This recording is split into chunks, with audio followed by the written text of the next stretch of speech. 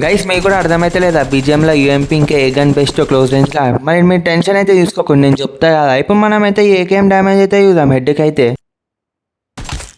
114 damage అయితే ఉంది హెడ్కి AKM. ఇప్పుడు మనం యూఎంపీ అయితే చూసుకుంటే ఖాళీ 73 డ్యామేజ్ ఉంది. ఇప్పుడు మనం అయితే స్టెబిలిటీ అయితే చూసాం ఏకేఎం డీప్ ఫైర్లా. నేనైతే ఇక్కడ బుల్లెట్ కొడుతున్నా కానీ నేనైతే ఏం కంట్రోల్ అయితే చేస్తలేను.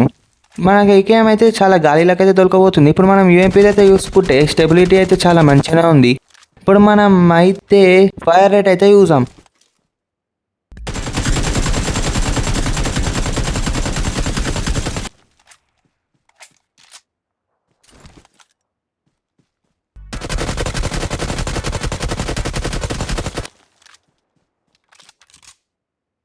ఇప్పుడు మనం 2 గన్లు అయితే బుల్లెట్ స్పీడ్ అయితే చూసాం.